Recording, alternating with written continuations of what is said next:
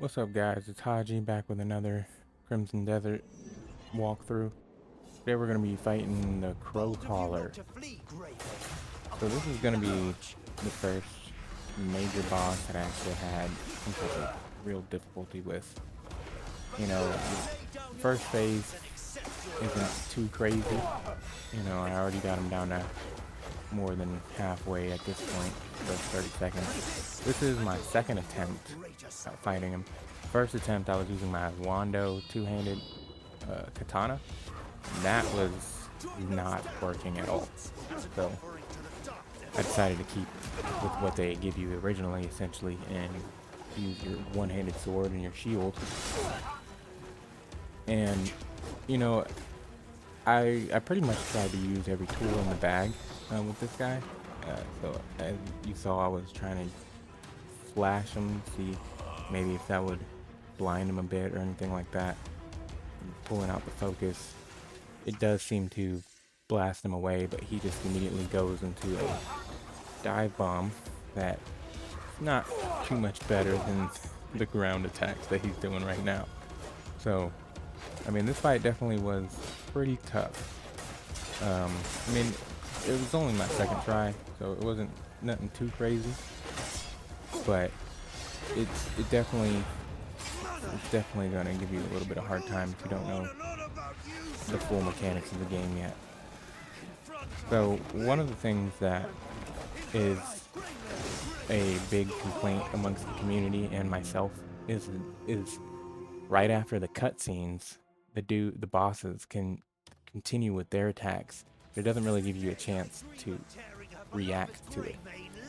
And then also is that it pulls out, I don't know if there's a way to change this or something, but it pulls out your original sword and your original shield at first, and then he reaches back into his pocket and takes your sword and shield that you were using out, which might not seem like a big deal, but when you're gonna use cutscenes and the boss is gonna immediately attack you, that couple seconds that it takes to pull back out your sword really does affect how you fight. And I'm pretty, I mean, it almost killed me. But pretty much, I mean, the best advice that I can give at this point is that, you know, use the one-handed sword and shield, and use your parries, and pack you a lot of clear soups, because this dude had me eating raw chicken fingers by the end of this fight.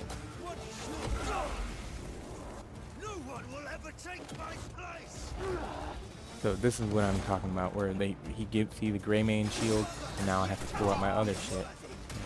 It really fucked me up. I'm about to die again. But, you know, I only ended up using one Palmer pill this fight, because I ain't no bitch, and I ain't gonna let you punk me out like that.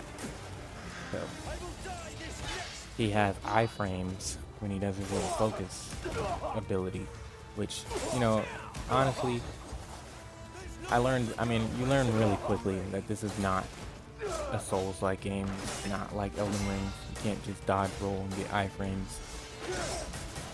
I'm pretty sure they're going for like having to parry and stay in like a rhythm like Sekiro, but it's not like a rhythm sword-based game like Sekiro is. So I'm not exactly sure what they're expecting you to do outside of just tanking attacks.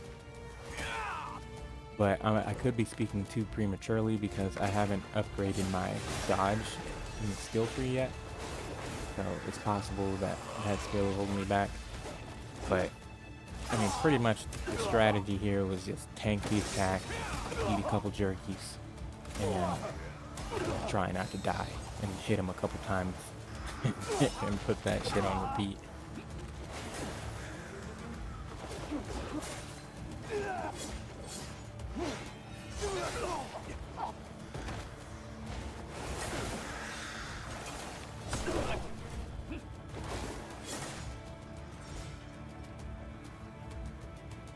So mind you, I mean, I haven't watched any other content creator to try to see if there is any like ways to make the fight a bit more fair outside of just get good and understand the mechanics better before you get into this fight. But you know, one of my complaints personally is that there's not enough time for you to actually fight bosses and understand the mechanics.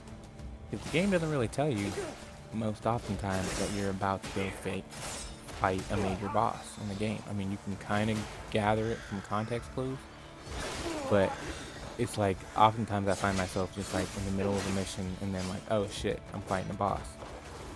And the bosses in this game aren't anything like the the average character that you're fighting.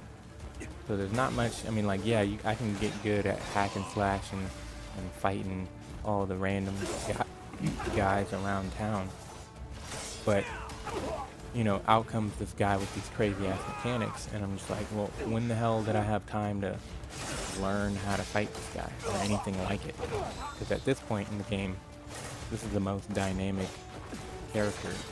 I mean, the Devil Reed guy, I mean, he was quick and on his feet and all that, but he certainly wasn't flying around. And then they like show you the aerial roll as if I'm supposed to just like be hopping in the air or something.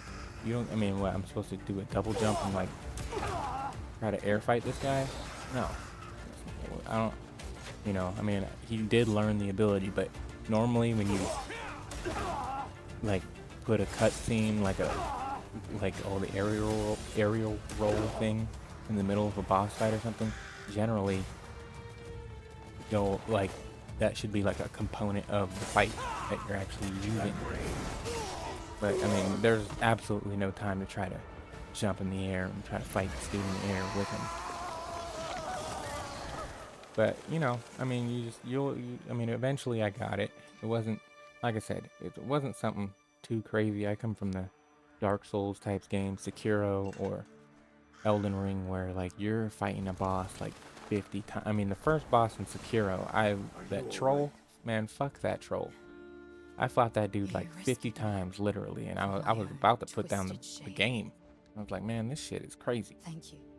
So I mean, you're not facing nothing like that in this game, but once again, I don't think that they give you a But I fear proper this is not the opportunity end. to actually learn how to fight the bosses. Careful, Amy. And mind you, I mean, we're only in chapter 6. There's at least 10 to 12 chapters in the game, so you know. But I'm like, you know, by this time, halfway through Elden Ring, you know, I had a general sense of what the bosses are going to be doing in the game. I might not have been good, but there was a chance to prepare myself. Whereas, like I said, I mean, the game doesn't really tell you that you're about to go do a boss fight half the time. Like even with the drill guy, it's like you're on a mission to go clear a quarry, and then you hop down in the wrong spot, and all of a sudden you're fighting a fucking big ass drill dude, and it's just like, well, when the hell am I? I mean, when the hell am I supposed to prepare for a guy like that when you don't have any characters like that in the game outside of him, and then you only fight him once? I mean, I fought him once and I beat him the first try, so it's just like, all right, eh, you know, it's just my personal opinion. I don't know if anybody else feels the same. And it's a weird complaint, I know, that it's like you kind of want the bosses to be harder so that you can have the ability to fight them more. But that's just, well, like I said, that's just my opinion. So from the fight, you end up getting a sword, a helmet, and some armor. I ended up just stripping the abyss gears from the armor and the helmet and selling them. Um, that's just my personal opinion. I might go repurchase it from the vendor. I was thinking about that earlier today, but I'm definitely keeping that sword because it's way better than the golden sword. And the golden sword, you get like 38 silver from it. So, you know. But anyways, that's this one. Hope to see you later.